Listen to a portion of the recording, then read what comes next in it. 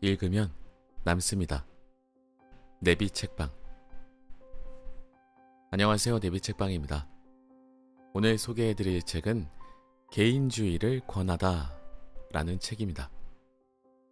이진우 지음, 21세기 북스입니다. 스스로를 사랑하지 못하는 당신에게 우리는 모두 개인주의자가 되어야 한다. 우리 시대 대표 철학자 이진우가 전하는 잃어버린 자아를 되찾고 삶의 기준을 나로 세우는 법. 개인주의라는 말이 부정적인 단어로 들리기 마련입니다. 하지만 잃어버린 나를 되찾고 라는 말처럼 일단 먼저 내가 어떤 사람인지 알고 나서 그 다음에 세상을 살면서 내가 어떤 역할을 해야 될지도 알 수 있는 것이 아닐까 하는 생각도 듭니다. 자, 목차 소개부터 드려보도록 할게요. 목차. 처음으로 들어가며 희망이 없는 사회의 유일한 희망인 개인주의자를 꿈꾸며. 희망이 없는 사회라는 말이 조금 슬프게 들리네요. 1강. 당신은 나를 사랑하고 있습니까? 현대사회를 관통한 자기 사랑이라는 병.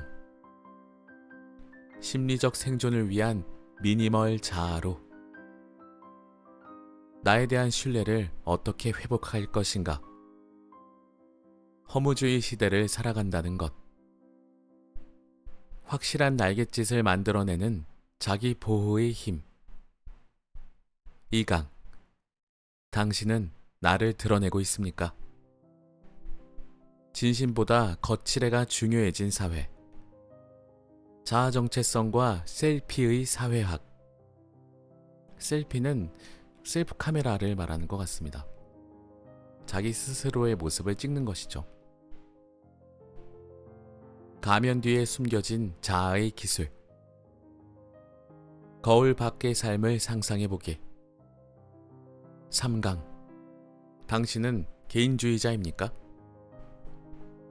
위험한 개인들의 도시. 개인들의 도시를 위험하다고 표현하셨습니다. 누구나 나 혼자 산다. 세상에 없었던 개인주의의 발명. 절대자를 향한 복종에서 개인에 대한 숭배로. 자기 성찰을 꿈꾸는 개인주의자의 탄생. 4강. 당신은 이기주의자입니까? 이기주의의 패러독스. 세상에는 좋은 이기주의도 있다. 누구에게나 숨을 곳이 필요하다. 사람을 사람답게 만드는 것. 5강. 당신은 어떤 세대에 속해 있습니까?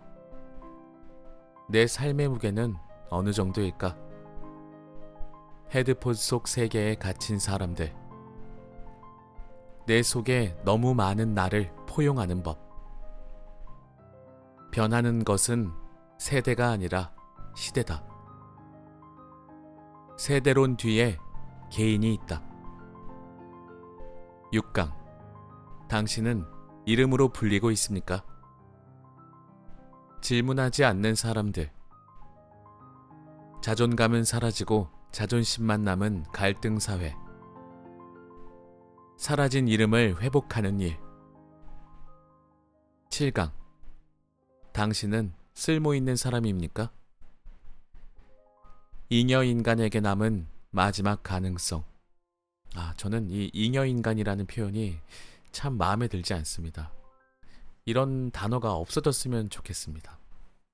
이런 표현을 쓸 수밖에 없는 현실이, 그런 시대가, 그런 상황이 또는 환경이 사라졌으면 하는 바람이라는 말씀입니다. 인간이 잉여인간이라는 말을 들어야 할까요? 무엇이 우리를 쓸모없게 만드는가? 그냥 아무나 돼? 노멀 크러쉬의 함정. 이 노멀 크러쉬라는 말은 제가 어떤 의미인지 잘 몰라서 나중에 한번 찾아보겠습니다. 선택할 것인가? 멈춰 설 것인가? 8강. 다시, 당신은 나를 사랑하고 있습니까? 1강에서 당신은 나를 사랑하고 있습니까? 라고 질문을 해주셨는데 8강에서 이 책을 읽어오는 동안 많은 것들을 느꼈을 테니 다시 한번 똑같은 질문을 하고 계시는 것 같습니다. 삶은 항상 위험한 사업이다. 개인주의자가 되기 위한 자기 확신 연습. 나는 인생 최고의 예술 작품이다. 자신을 사랑하는 것만큼 좋은 목표는 없다. 마지막으로 주석 그리고 주요 키워드에 대해서 안내를 해주고 계시네요. 주요 키워드에서 노멀 크러쉬라는 말을 좀 찾아볼까요? 여기 있다. 작고 소중한 행복을 추구하는 삶을 노멀 크러쉬라고 한대요. 우리나라 말로는 소확행이라고 할 수 있겠네요. 뭐 확실하진 않지만 작고 소중한 거니까. 이렇게 목차 소개를 드려봤고요. 이 목차에서 나는 인생 최고의 예술작품이다 라는 주제가 있었는데, 예술작품이라고 한다면 정형화된, 그러니까 보통적으로 볼 수 있는 어떤 모양을 가지고 예술작품이라고 하진 않잖아요. 때로는 좀 난해하다, 때로는 나는 저게 뭔지 모르겠다 라고 할 정도로 내가 알고 있는 어떤 모습을 한 것을 예술작품이라고 하지는 않는 것 같습니다. 처음 접하는 것들이 대부분 좀 낯선 느낌이 예술작품이라고 표현이 되는 것 같아요. 그런 의미에서 남들과 똑같이 살 필요가 있을까 하는 생각이 좀 듭니다. 나는 예술작품이니까요. 그러니까 남들과 똑같은 모습, 그리고 예전부터 있어 왔던 모습, 그런 것들이 예술작품이진 않으니까 그냥 나는 나대로, 이 책에서 말하는 것처럼 내 개인주의를 위해서, 나를 위해서 사는 모습이, 그것이 나를 예술작품으로 만드는 방법이 아닐까 생각해 봅니다. 하지만 꼭 덧붙여야 할 게 있다면, 나만 위해서 살다가 남들에게 피해를 주는 것들은 절대 있어서는 안 되겠죠. 네, 이렇게 목차 소개 마치도록 하겠습니다. 들어가며. 희망이 없는 사회의 유일한 희망인 개인주의자를 꿈꾸며. 개인주의에 대한 비난과 희망이 교차한다. 어떤 사람들은 개인의 가치를 존중하는 태도가 자유롭고 합리적인 사회를 가져올 것이라고 장밋빛 전망을 하고, 어떤 사람들은 개인주의가 공동체의 도덕적 기반을 허물어뜨려 사회가 더욱 혼란스러워질 것이라고 주장한다. 개인의 등장을 긍정적으로 바라보는 사람들은 MZ세대가 추구하는 탈권위라는 가치에 주목하는 반면, 개인주의를 불편해하는 사람들은 공동체와 공공의 가치에 관한 관심이 후퇴하는 것을 의심의 눈초리로 바라본다. 정의, 인간 해방, 국가 발전과 같은 거대 담론이 타당성을 잃고 인기가 없어진 이유가 점점 널리 퍼지는 개인주의 때문인지 아니면 경제적, 심리적 여유가 없기 때문인지는 불분명하다. 그렇지만 개인주의에 대한 평가가 어떻든 개인이 모든 논의의 중심에 있다는 것만큼 분명하다. 그런데 개인은 정말 우리 삶의 중심에 서 있는가? 우리 사회의 개인들은 자신의 삶을 주도하는가? 우리 사회의 개인은 정말 존재하는가? 이 책은 이 질문들에 답하면서 개인주의의 확산이 사회의 개인화로 비롯된 많은 문제를 해결할 수 있는 유일한 길이라고 제안한다. 서구 사회의 발전 과정에서 보듯 개인화는 현대화의 필연적 결과다. 사회가 발전하면 할수록 개인의 가치와 존엄은 더욱 존중된다. 자유, 인권, 권리와 인간 존엄이 보장되는 사회는 개인주의 사회다. 공산주의 사회라도 모든 사람이 자신의 능력에 따라 일하고 자신의 욕구에 따라 보상받는다면 개인주의가 완성된 사회와 다를 바 없다. 개인주의는 개인의 능력과 소질을 최대한으로 높여 완전한 개인을 만드는 것이 궁극적인 목적이다. 우리 사회는 어떤가? 우리는 여전히 개인과 개인주의를 부정적으로 평가한다. 역사적으로 쌓여온 집단주의의 위세는 여전히 견고하고 엄격하다. 넌 너무 개인주의적이야 라는 말이 비난처럼 들릴 때 집단주의는 괴인을 꽉 조여 숨막히게 하는 엄격한 규범일 뿐이다. 아직도 남의 눈치를 보고 다른 사람의 시선을 의식하는가? 그렇다면 집단의 이익보다 자신의 이익과 권리를 더 추구하더라도 개인이 아니다. 남의 마음을 그때그때 상황으로 미루어 알아내려고 눈치 보는 사람이 어떻게 자신의 마음을 알겠는가? 이 부분은 밑줄을 좀 긋겠습니다.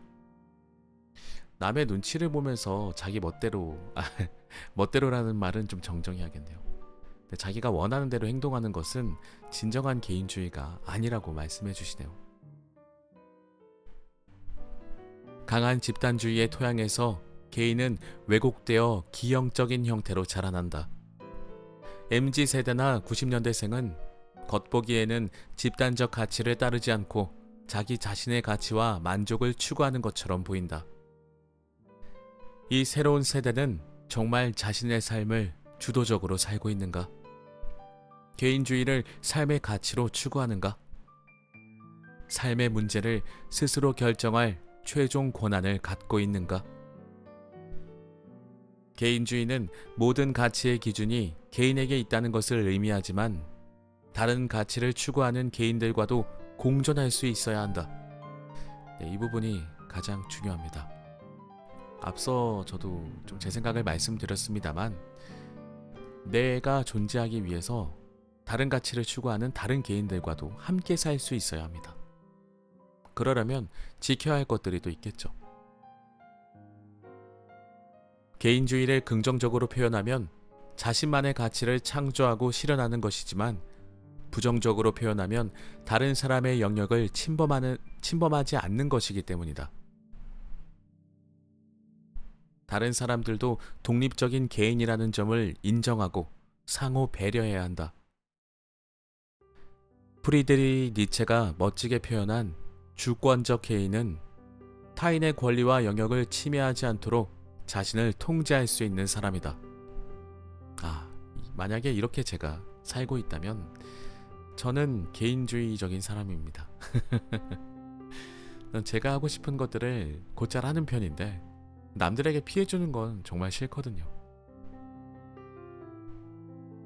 그런데 우리 사회의 주권적 개인은 보이지 않는다. 자신의 이익과 권리를 추구하면서 남을 힐끗거리고 여론과 유행이라는 이름으로 포장된 타인들의 기준에 자신을 맞추는 기형적 대중만 들끓는다. 욜로나 소확행이라는 이름으로 순간의 만족을 추구하고 스스로 생각하지 않고 자신의 진짜 욕구가 무엇인지도 모른 채 유행을 쫓는 대중은 결코 개인이 아니다. 이 부분이 가장 중요한 부분인 것 같습니다.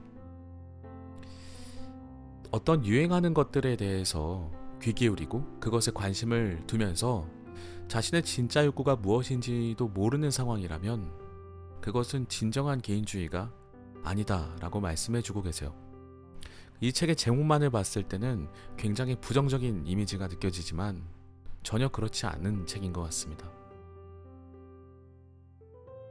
단지 집단주의 문화에 거부감을 표출한다고 개인이 되는 것은 아니다.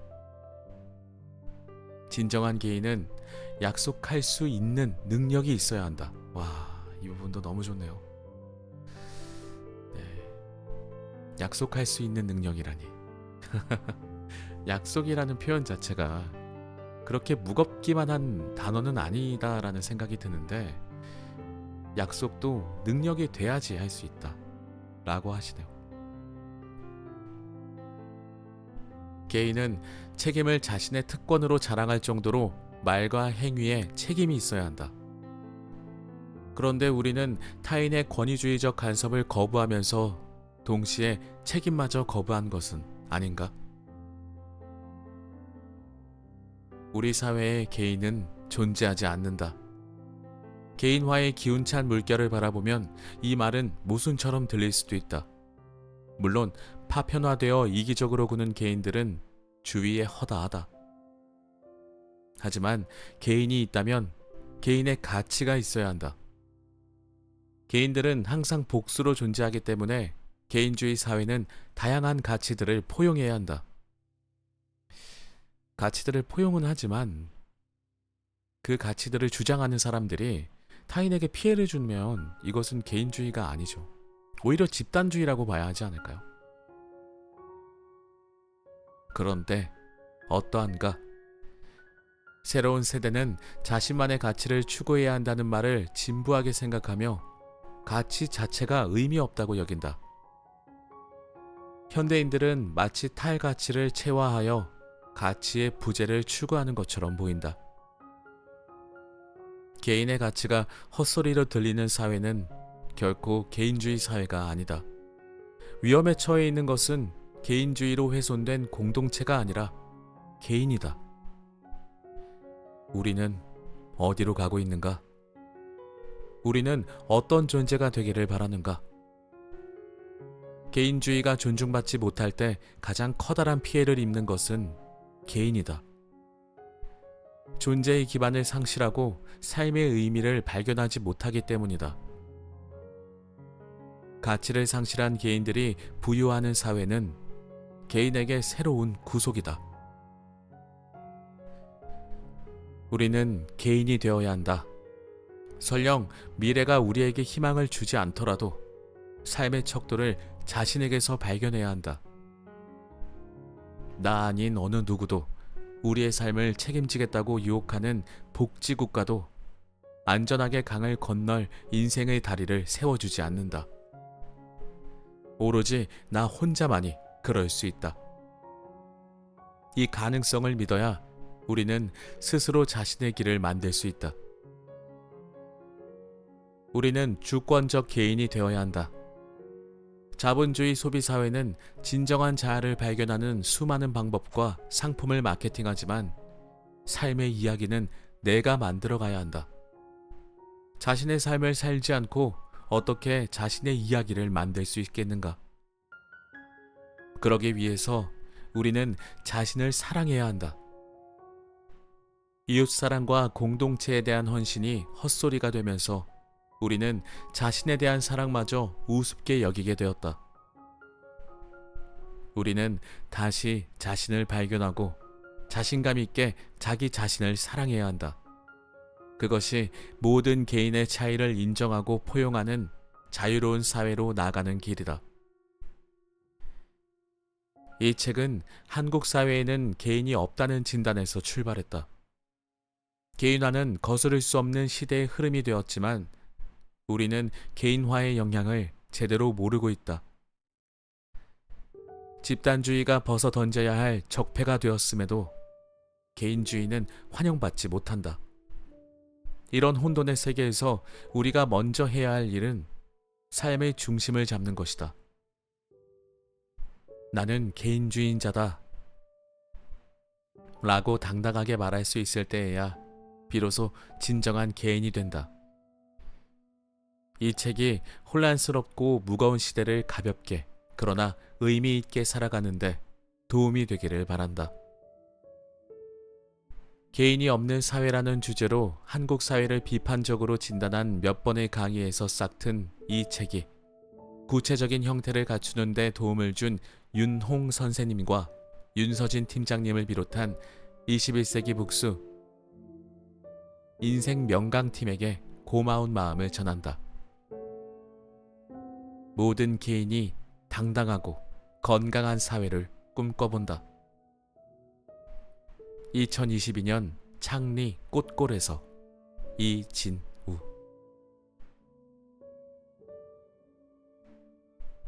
1강. 당신은 나를 사랑하고 있습니까? 우리에게 주어진 삶을 사랑하려면 자신을 먼저 사랑해야 한다. 현대 사회를 관통한 자기 사랑이라는 병.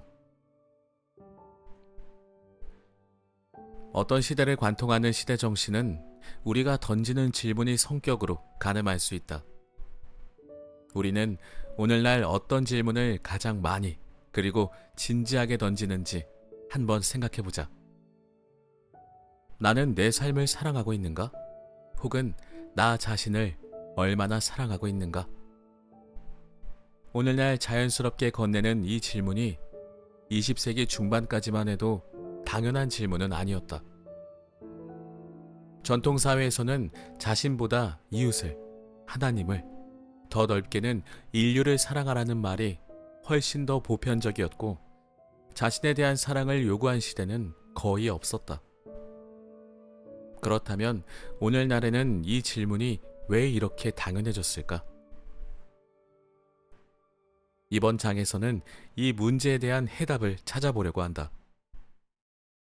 먼저 독일의 철학자 프리드리히 니체가 한 말을 들어보자. 그는 차라투스트라는 이렇게 말했다에서 다음과 같이 이야기한다. 삶에 대한 그대들의 사랑이 최고의 희망에 대한 사랑이 되게 하라.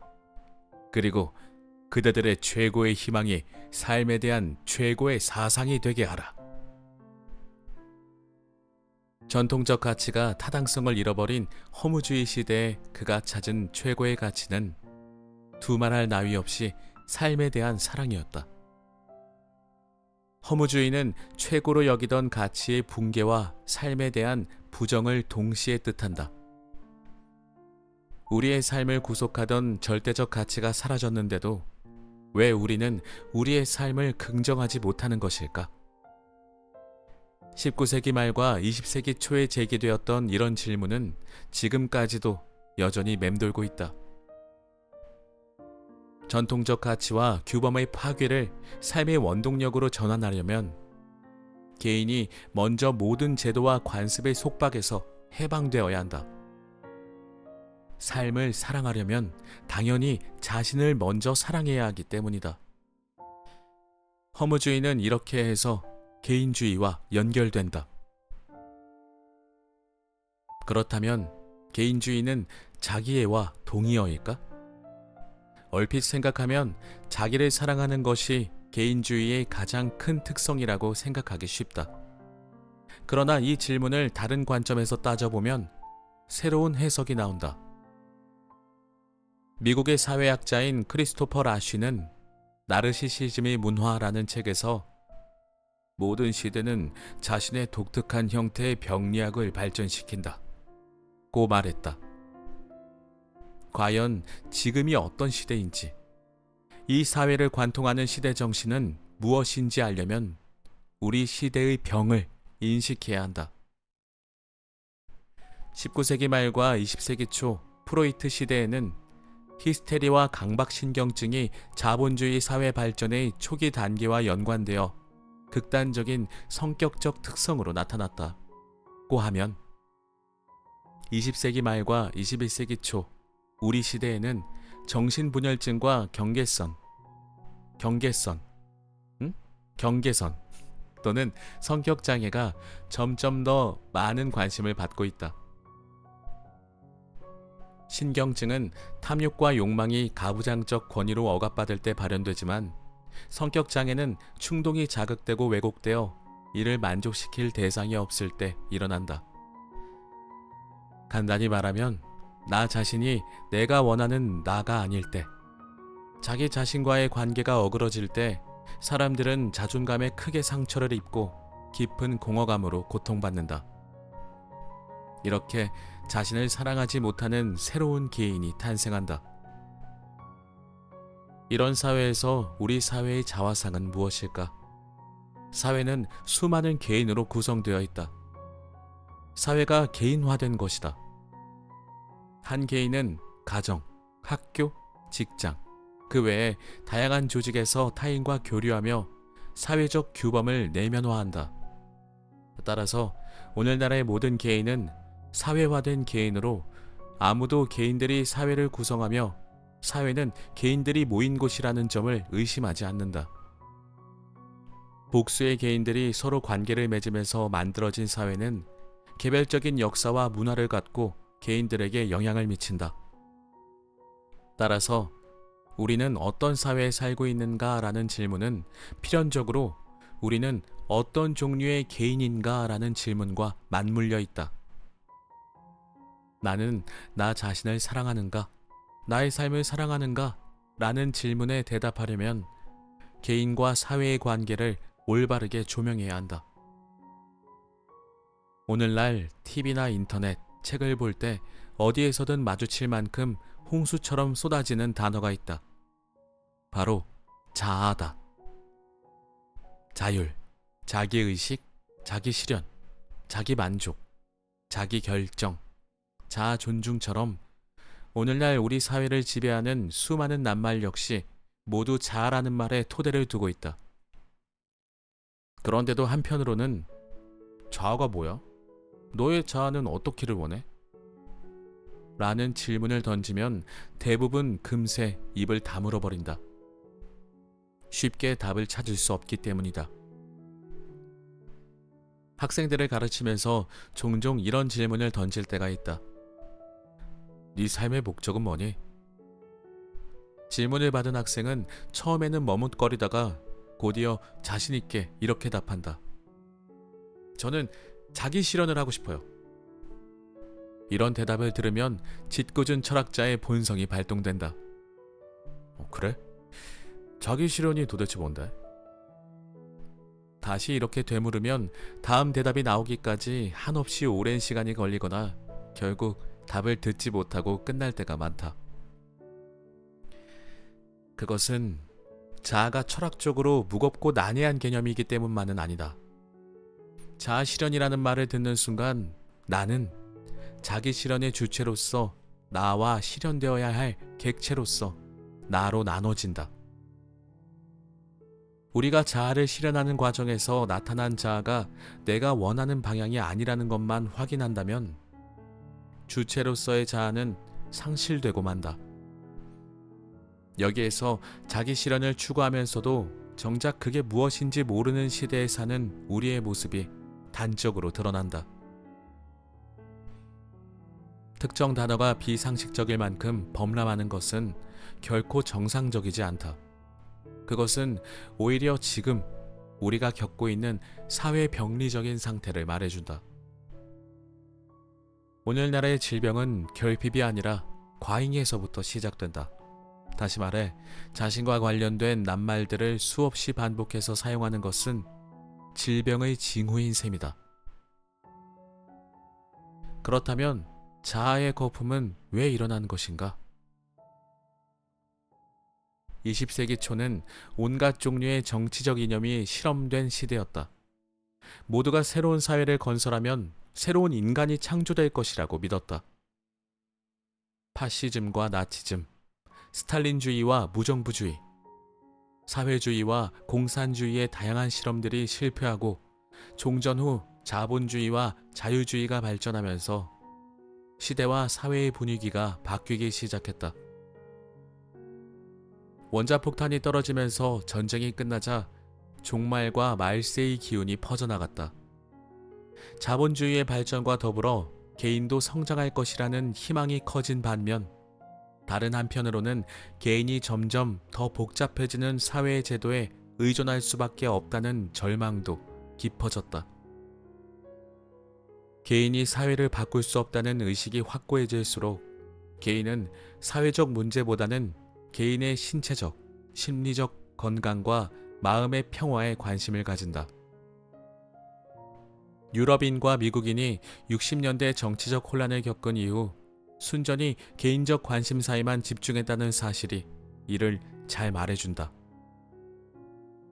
사회적 개혁으로 자신의 삶이 나아질 거라는 희망이 없는 사람들은 나로 시선을 돌려 자신의 감정과 소통하고 건강에 좋은 음식을 먹고 요가와 조깅을 하고 영성을 일깨우는 고전의 지혜에 심취한다. 사회적 문제가 개인의 심리적 문제로 전환된 것이다. 라슈의 표현을 빌리자면 사회가 자아 속으로 침입한 것이다. 라슈가 쓴 이 책의 제1장 제목이 바로 의식운동과 자아의 사회적 침입이다. 나는 나 자신을 사랑하고 있는가? 결국 이 질문은 사회적 문제가 심리의 영역으로 옮겨온 것이다. 모든 사회는 자신의 문화를 개인에게서 재생산한다. 사회의 규범과 기본 가치, 경험을 평가하는 방식이 인격의 형태로 전환되는 것이다. 사람은 가정과 학교, 그리고 다른 사회적 제도를 거치면서 사회화되고 인간의 본성을 일반적인 사회적 규범에 맞게 수정한다. 자신을 최고로 여기도록 키워준 부모의 사랑, 그런 부모와 이별하고 사회에 나가야 하는 두려움, 자신이 최고가 아니라는 사실을 인식하는 것 같은 심리적 사건들로 새로운 성격을 생산한다. 그렇다면 자기에 대한 사랑과 자기 중심주의는 과연 우리 시대의 병인가?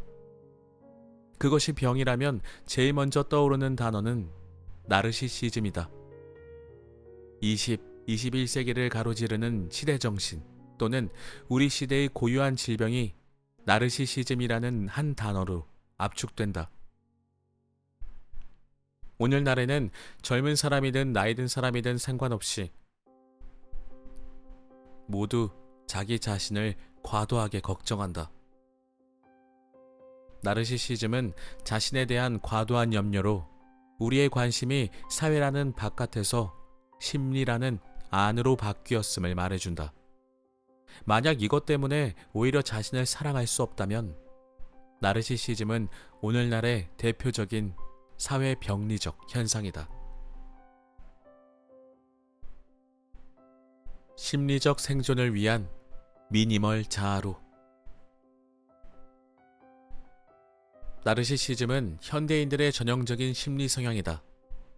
물에 비친 자신의 모습에 반해 물로 뛰어들었다가 수선화라는 꽃이 된 나르키소스의 신화에서 유래한 이 개념은 오늘날 병리적인 자아 도취를 가리키는 용어로 흔히 사용된다.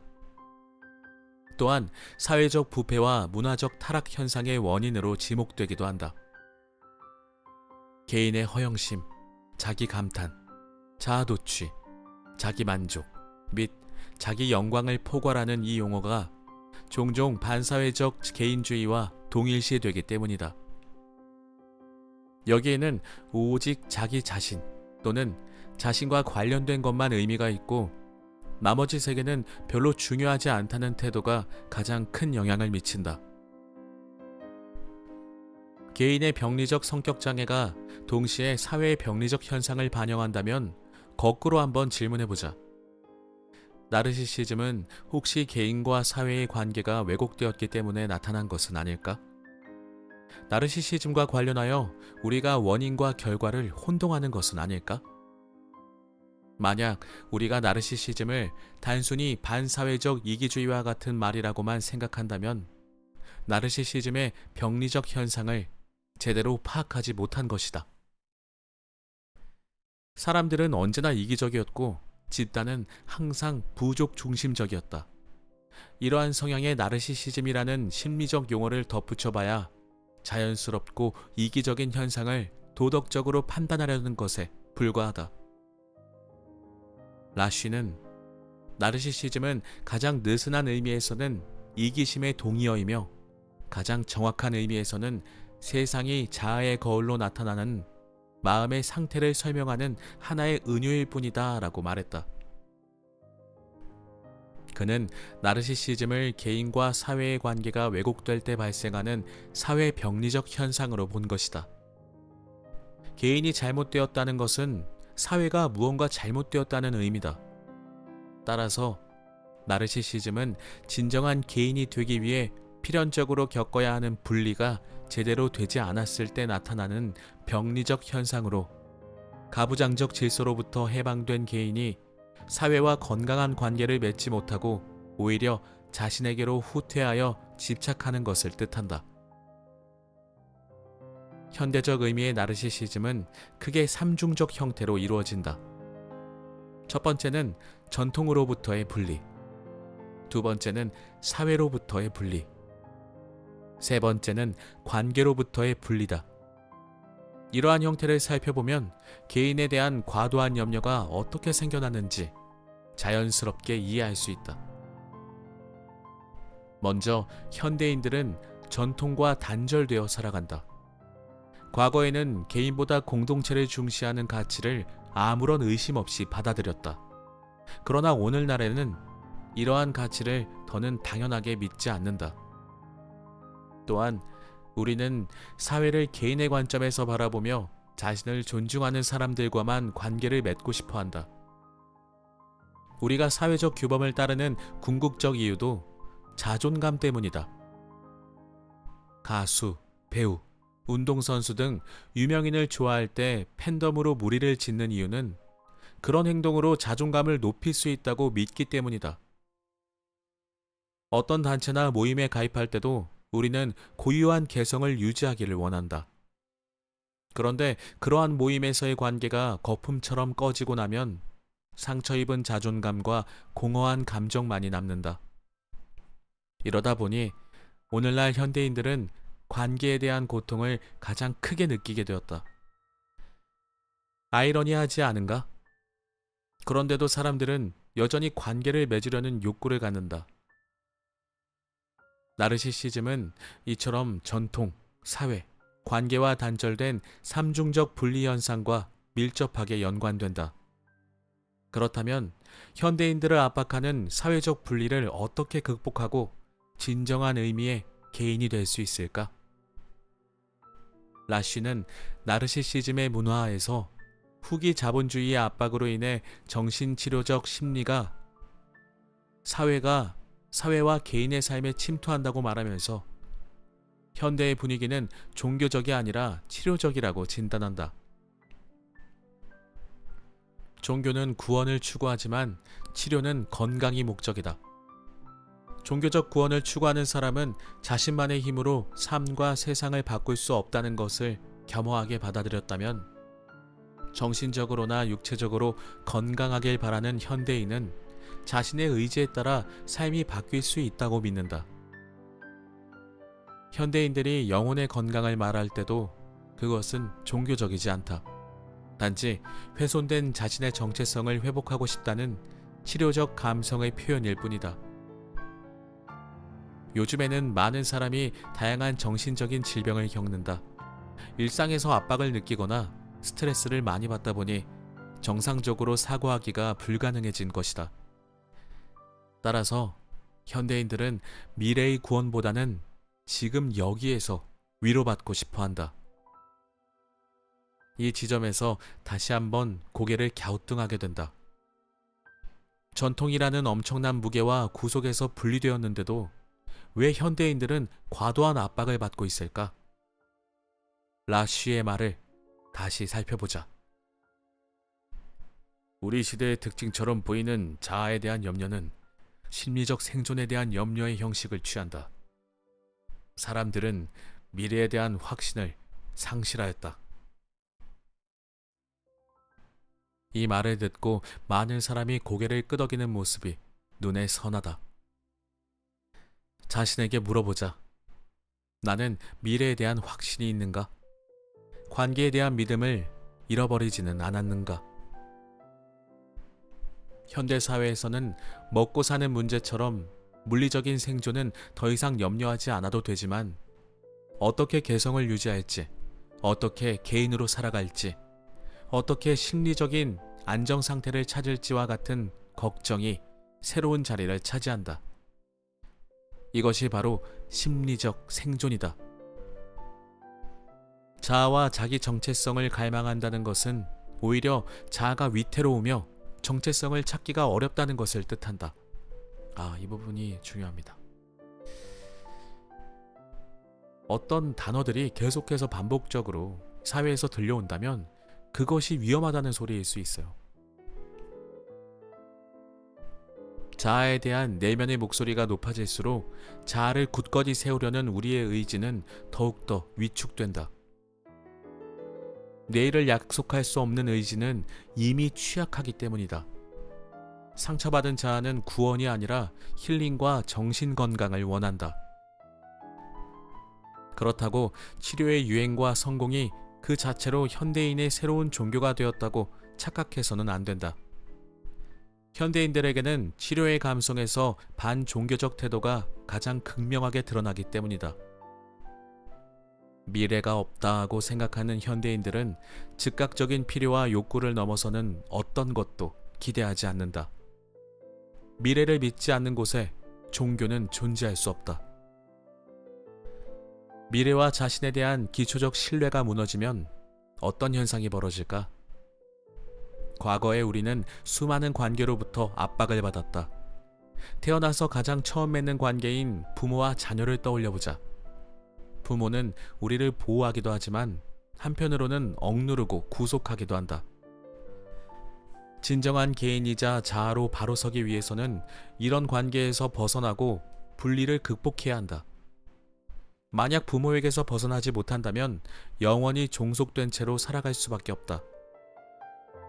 코로나 시대에 집에 갇힌 어린 학생들이 겪는 가장 큰 문제도 여기에서 비롯된다. 부모의 그늘에서 벗어나지 못하면 건강한 사회관계를 맺기가 힘들어진다.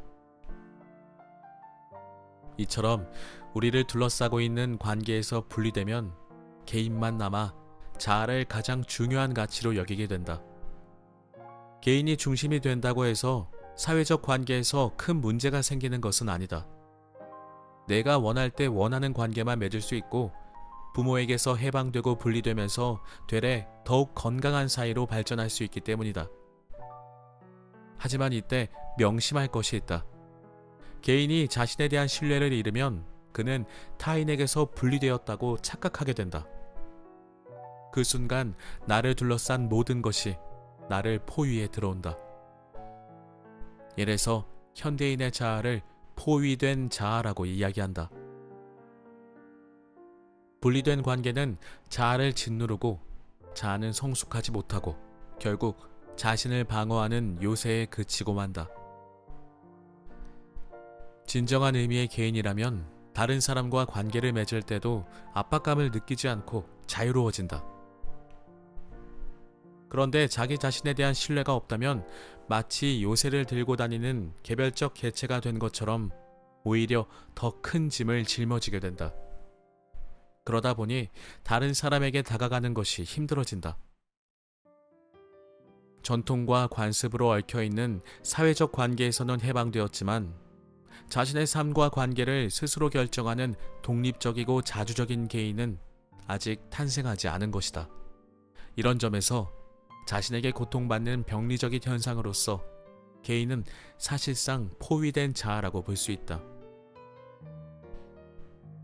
21세기의 핵심적 특징이 개인화라는 사실은 부인할 수 없다. 개인화는 우리의 삶에 긍정적일 수도 부정적 영향을 미칠 수도 있다.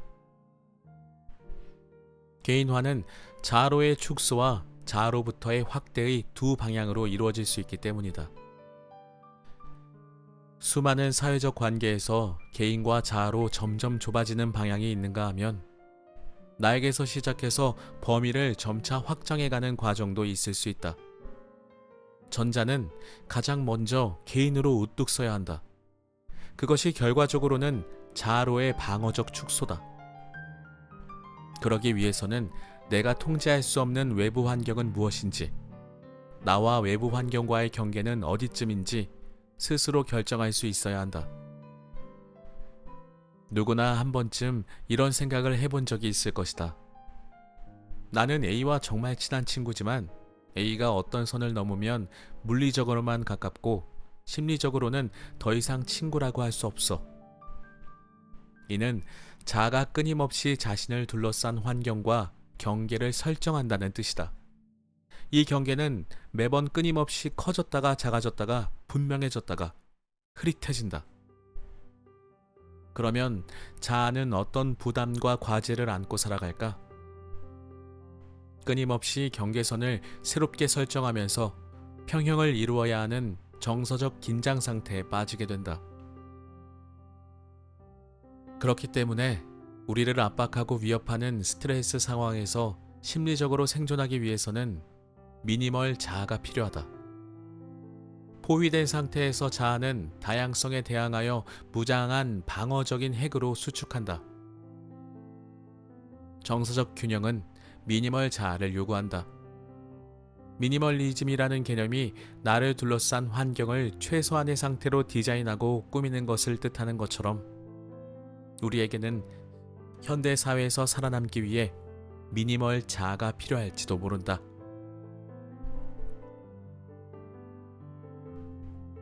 나에 대한 신뢰를 어떻게 회복할 것인가? 미래에 대한 불안이 만연한 사회에서 개인은 자신을 어떻게 사랑할 수 있을까? 지금까지 자아를 압박했던 수많은 스트레스 상황에서 건강한 자아를 만들려면 먼저 스스로에 대한 믿음, 자신감이 있어야 한다. 그래야 감정이 막다른 골목에 몰리더라도 언제든 자아가 보호막의 역할을 해줄 수 있다. 이것이 바로 기초적 신뢰다. 강연할 때 학생들, 특히 신입생들을 보면 자신감이 뚝 떨어진 경우가 많다. 지금껏 수많은 시험을 전쟁처럼 치르며 힘들게 올라오다 보니 대학에 입학한 후에도 자신감이 바닥을 치는 것이다. 그럴 때는 이런 말을 해준다. 네가 다른 사람들에게 사랑받기를 원해? 그렇다면 먼저 자기 자신을 사랑해. 네가 다른 사람의 신뢰를 얻기를 원해? 그러려면 무엇보다 너 자신에 대한 믿음이 필요해. 물론 이 말조차 사치처럼 들릴 정도로 현실의 압박은 상상을 초월한다.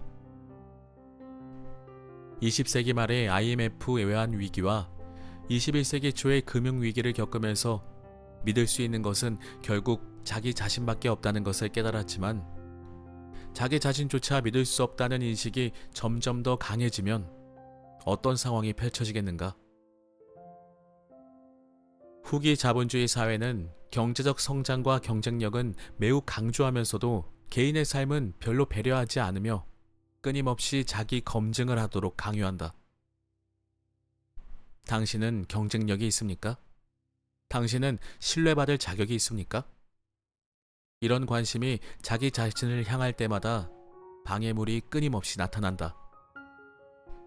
특히 현대 사회에는 근본적 의심이 일상화되어 있다.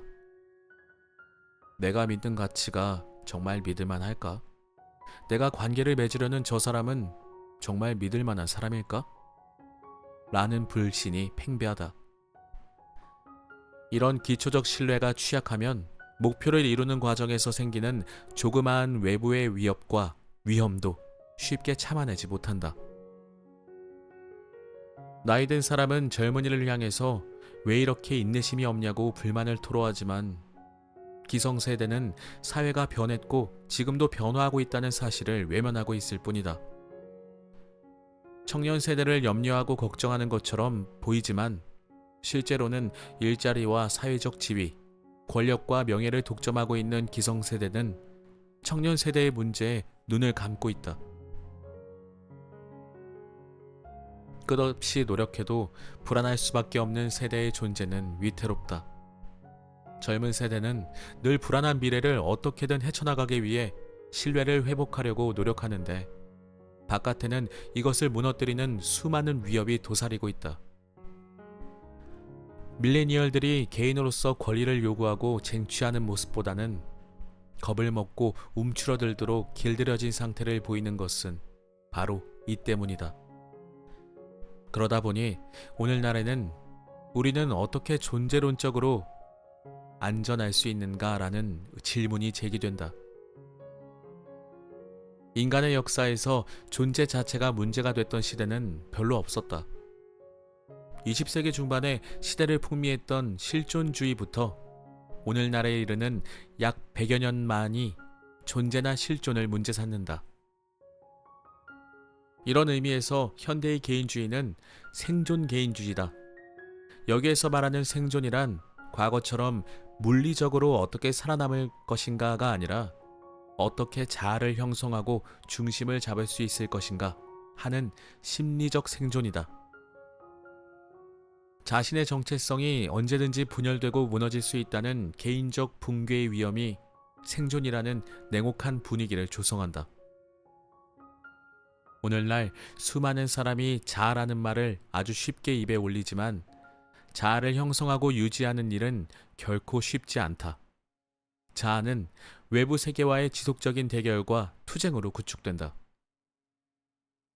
현대인들이 자아라는 말을 이렇게 빈번하게 입에 올리는 까닭은 누구도 그게 무엇인지 제대로 모르기 때문이다.